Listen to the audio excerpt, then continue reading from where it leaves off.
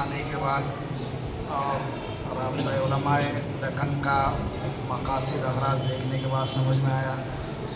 کہ مولانا مفتی عمیر صاحب بہت بڑا کام لے کر اٹھے ہیں، جس کے لیے فکروں کا اتحاد ضروری ہے،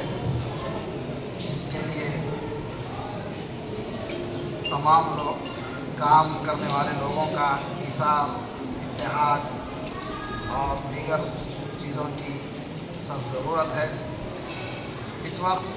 مولانا مفتی عمیر صاحب جو فکر ہمارے علماء دکن کی جہاں تک بات آئی تو میں کتاب معجم اعلام المحدثین و مصنفات فی الحدیث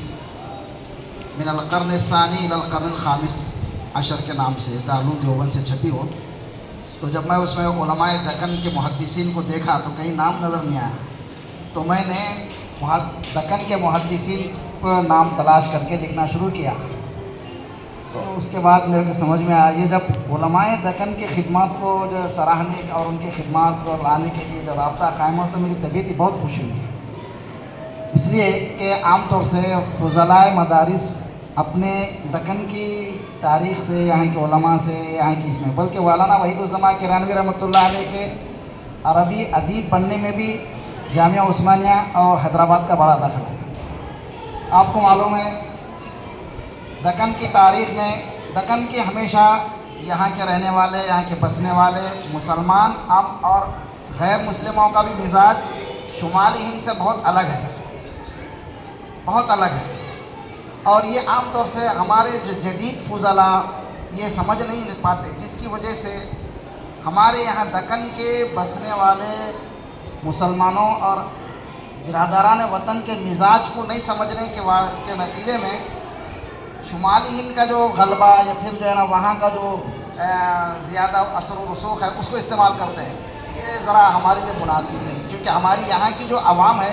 اس کا مزاج کو سمجھنا، پھر یہاں کے ہماری جو علمی خدمات ہمارے جیسے ابھی آپ کو معلوم ہے بیدر کی تاریخی جو بہمنی سلطنت رہی، اس میں جو ہے نا مدرسہ محمود گاوان جو رہا ہے، پچھلے ایک سال پہلے ہم لوگ مولانا عطاء الرحمن صاحب شاہ ولی اللہ انسٹیٹیوٹ دلی اور میں جو ہے نا مولانا محمود گاوان رحمۃ اللہ علیہ کی مزار پر گئے، تو جانے کے بعد فاتحہ اور خانی وغیرہ کر کے نکلنے کے بعد حضرت ایک بڑا تاثر لے گیا، اتنی بڑی شخصیت محمود گاوان ابن حجر عسقلانی کے شاگرد، علامہ ابن حجر عسقلانی کے شاگرد محمود گاوان رحمۃ اللہ علیہ، آج جہاں شاہین اسکول اور کالج ہے بیدر میں، اس کے پیچھے حصے میں ان کی مزار ہے۔ ان کی محمود گاوان کے مدرسے پہ آج سے تقریباً 60 سال پہلے بیرون ملک سے ایک کتاب چھپی تھی، وہ کتاب ہمارے ہاتھوں کو لگی تو ہم نے ان کو دیا ایک نسخہ، مولانا عبدالقدیر صاحب عمری یہاں جو آپ کے مدکھیڑ میں ہیں، میں نے ان کو ایک نسخہ دیا، مجھے یاد نہیں میں تو وہ لے کے آیا تھا، تو الغرض اس کا نصاب، اس کے پڑھنے والے علامہ عبدالرحمن جامی کو یہاں محمود گاوان مدرسے کی صدارت کے لیے بلایا گیا تھا، وہ کسی وجہ سے نہیں آ سکے، بڑے بڑے علماء، اور یہاں بندہ نواز رحمۃ اللہ علیہ کے جتنے خلفاء ہے دکن میں یہ سارے لوگ جو ہے نا ان کی خدمات ہے محمود گاوان مدرسے سے پڑھیں گے، یہ تو دکن کی سے متعلق تھی۔ دوسری بات چونکہ ہمارے مولانا مفتی عمیر صاحب نے مجھ سے کہا تھا کہ آپ کا جو فکر شاہ ولی اللہ کا اس سلسلے میں بھی آپ بات کریں، دیکھیے ایک چیز ہے، اس کو جب ہمارے شیخ حضرت مولانا بشیر صاحب امینی رحمۃ اللہ علیہ تقریباً 2018 سے ظہیر آباد، بیدر، گلبرگہ، حیدرآباد اور نلگنڈا مختلف اضلاع کا دورہ کر کے سمجھاتے تھے، تو جن لوگوں کو سمجھ میں آتا سمجھو، بہت سے علماء کو سمجھ میں آتا ہے فکر شاہ ولی اللہ بڑے اوپر سے بولتے کیا سمجھ میں نہیں آتا ہے، کیا بات ہے کیا نہیں، تو یہ مولانا عیسیٰ صاحب کو کیا سمجھ میں آتی ہے، مولانا بشیر صاحب بات کرتا منڈی ہلاتے رہتے ہیں، ہمارے سمجھ میں نہیں آتی ہے کیا بات ہے یہ، تو میں سنتا رہا، سمجھتا رہا، پڑھتے رہا، ایک چیز سمجھ میں یہ آئی، حجت اللہ البالغات جو حضرت شاہ ولی اللہ صاحب کی کتاب ہے، مولانا علی میاں ندوی رحمۃ اللہ علیہ کی کتاب ہے، اس کا نام دکن ہے، خطبات دکن کے نام سے، خطبہ دکن اس طرح کے، اس میں اورنگ آباد اور جو ہے نا اس میں انہوں نے بات لکھی ہے کہ یہاں ہندوستان میں شاہ ولی اللہ صاحب محدث دہلوی کی جو کتاب ہے حجت اللہ البالغات، عرب ملکوں میں بھی ایسی کتاب نہیں لکھی گئی آج تک، وہ ایسی کتاب خانقاہ رائے پور والے اس کو باضابطہ اپنے اسٹوڈنٹ کو پڑھاتے ہیں، اس کو سمجھاتے ہیں، اور یہ صرف علماء کے لیے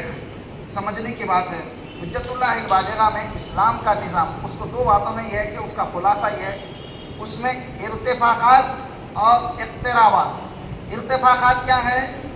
کہ انسان کو زندگی گزارنے کے لیے جن جن مراحل سے گزرنا پڑتا، خاندانی زندگی اور اسٹیٹ لیول کی زندگی، خارجہ تعلقات، خاندانی تعلقات، اپنا پرسنل ڈیولپمنٹ، اس کو کہتے ہیں ارتفاقات۔ یہ اس میں اتفاق اول، اتفاق ثانی، ثالث طرح کے وہ ہے۔ اقترابات، اللہ تعالیٰ سے تعلق پیدا کرنا، ایک انسان کا کیا تعلق، وہ ساری چیزیں اس میں آپ نے بیان فرمائی۔ الغرض ہم لوگ عقائد پہ بات کرتے ہیں، فلاں پہ بات کرتے ہیں، لیکن اسلام کا معاشی نظام، سیاسی نظام، آج اگر ہم یہ بولیں کہ بھائی یہ تو مقدر میں ہے، جو جتنا ملنا ہے مل کے رہتا بول کے ہم تقریبا بول کے چھوڑ دیتے ہیں، لیکن ایسی بات نہیں ہے۔ اسلام کا معاشی نظام سمجھنے کی ضرورت ہے، سیاسی نظام سمجھنے۔ آپ صلی اللہ علیہ وسلم معاشی نظام کو آپ دیکھیں گے، مدینے میں سوق المدینہ قائم کرے آپ صلی اللہ علیہ وسلم۔ آج مارکیٹ میں مسلمانوں کی جو معاشی اعتبار سے جو صورتحال ہے، ہم علماء کو رمضان آیا تو زکوٰۃ اور صدقات مانگنے کے لیے عوام کے پاس جانا تو یاد آتا، لیکن علماء کو چاہیے کہ وہ معاشی اعتبار سے قوم کو مضبوط کرنے کے لیے ان کو کیا کیا مراحل، ان کے اس تعلیم میں رہنمائی اور رہبری جو ہو سکتا وہ کرنے کے لیے، یہ بھی ایک امت علماء کی ایک ذمہ داری ہے۔ آج جو ہے جاب میلہ وغیرہ کے نام سے جو ہے نا نوکریاں وغیرہ کا سلسلے میں کچھ لوگ کر رہے ہیں کام۔ آج کا جو نظام ہے، سرمایہ دارانہ جو نظام ہے، اس نظام کو سمجھنے کی ضرورت ہے۔ یہ سرمایہ دارانہ نظام کیا ہے؟ پورا جو نظام جو ہے ایک آدمی کے ہاتھ میں چلے جا رہا، اور سب کے سب جو ہے نا غلامی کی زندگی میں آ رہے ہیں۔ اس نظام کو توڑنا ہے، اس نظام کو، تو یہ کوئی غیروں کے خلاف بھی نہیں ہے، بلکہ میں تو یہاں تک بول رہا ہوں کہ اب صورتحال یہ ہے، ہر علاقے کے اندر مارکیٹ میں معاشی اعتبار سے علاقے کے لوگ کمزور ہو رہے ہیں، باہر کے لوگ مضبوط ہو رہے ہیں، چاہے وہ مسلمان ہو یا نان مسلم ہو۔ صورتحال یہ ہوتی جا رہی ہے، اس لیے معاشی اعتبار سے علماء کو معاش کے تعلق سے اسلامی اصول اور افکار و نظریات شاہ اللہ صاحب کیا ہے اس کو سمجھنے کی ضرورت ہے۔ سیاسی اعتبار سے کا مطلب یہ ہے کہ اب تو بھائی سیاست ایسا تصور ہے کہ سیاست بولو تو وہ گندی چیز ہے، سیاست میں نہیں جانا۔ عوام بھی یہی بولتی، مسجدوں میں سے اگر سیاسی بات بولی بھائی کہ مولانا کے مسجد میں سیاسی بات کرتے ہیں کیا؟ اسلام کا سیاسی نظریہ کیا ہے؟ ایک تو سیاست جو ہے وہ آج کی موجودہ سیاست ہے، مقصد یہ ہے کہ وہ اپنی جو ہے یعنی کہ اپنے مال کو جمع کرنے کے واسطے سیاست میں آ رہے ہیں لوگ، اپنے اغراض و مقاصد کو پورا کرنے کے لیے۔ اسلام جو سیاست لے کر آیا ہے، اسلام جو سیاسی اصول لے کر آیا ہے، اس کو بتانے کی ضرورت ہے۔ دیکھیے آپ، سیاسی اعتبار سے کمزور ہونے کی وجہ سے ہر جگہ غلام ہے، معاشی اعتبار سے کمزور ہونے کی وجہ سے ہاتھ میں بھیک مانگنے کا ٹھیکرا ہے، بھیک مانگ رہے ہیں۔ بھیک کے زمانے میں بہت سارے جگہ بولا کہ جتنے لوگ نوکریاں مانگ رہے ہیں، یہ نوکری مانگنا بھی بھیک ہے۔ نوکری دینے والے بنو، نوکری مانگنے والے مت بنو۔ بڑی بڑی کمپنیاں ہیں، فلاں کے اتنے کمپنیاں ہیں، اس کے مالک کون ہے؟ فلاں ہیں۔ آپ کیا ہے؟ نوکری میں کام کر رہے ہیں، فخر سے بول رہے ہیں میں فلاں کمپنی میں کام کروں، میں فلاں کمپنی میں کام کروں اس میں۔ ارے بھائی تم نوکر تو ہے، تم بتاؤ کہ ہماری یہ کمپنی ہے، اس سے ہم اتنے لوگوں کو روزگار دے رہے ہیں، اور ہمارا سسٹم پورا الحمدللہ معاشی نظام جو ہے وہ سرمایہ دارانہ نظام نہیں ہے، ہمارا اسلام سے ملتا جلتا نظام ہے۔ یہ علماء کو ضرورت ہے کہ علماء جو ہے وہ اس کو سمجھیں اور لوگوں کو سمجھائیں۔ تعلیمی اعتبار سے، تعلیم کے اعتبار سے دیکھیے، جب سے ملک آزاد ہوا اس وقت میں ایک تحریک چلی، علم دین علم دنیا، دین کا علم دنیا کا علم۔ اللہ کے رسول صلی اللہ علیہ وسلم نے تفریق نہیں کی، اللہم انی اسألک علما نافع، علم نافع کہاں؟ اب صورت حال یہ ہے، اب جو صورت حال ہے آج کے جو علماء بلکہ بعض مولانا عبدالخوی صاحب وغیرہ تقریباً آدھا ٹائم جو ہے دینی تعلیم پڑھا رہے ہیں، آدھا دن سائنس، سوشل، حساب، لینگویجز پڑھا رہے ہیں، علاقائی زبانیں پڑھا رہے ہیں۔ تو اب مدرسوں کے اندر بھی اس چیز کی ضرورت ہے کہ یہ جتنے ہم کو سائنس کی ضرورت نہیں ہے خدا کی قدرت کو سمجھنے سے، کیا ہم کو سراجی اور میراث کے مسائل حل کرنے کے واسطے حساب کی ضرورت نہیں ہے؟ تو باضابطہ ہمارے ان مدارس میں یہ جو نصاب ہے اس کو تبرک کے طور پر نہ پڑھائے بلکہ اس کو اچھے معیاری طور پر پڑھائے، ورنہ ہو رہا یہ ہے ہم سماج سے کٹے ہوئے، ہمارے حلیے کو دیکھ کے، ہمارے اس کو دیکھ کے ہمارے مول صاحب ہے ذرا اس طرح، لیکن جب آپ یہاں جو علوم ہے جیسے سائنسی علوم ہے، پھر جو ہے نا حساب ہے اور دیگر لینگویجز ہے، زبان، آج دیکھو آج مسلمانوں کا سماج ایسا ہے، بچہ انگلش میں گالیاں بھی دیا خوش ہو جا رہے، بچہ انگلش میں باتیں کر رہا ہو، کیا بول رہا ہونے والوں، سمجھ رہے؟ اس لیے ہمارے ہر بچے کو ہر مدرسے میں جس طرح ہم اب تک یہ سوچ رہے تھے اردو میں تقریریں کراتے، انگلش میں تقریریں کرائیے، انگلش میں گفتگو کرائیے۔ انگلش زبان بری چیز نہیں ہے،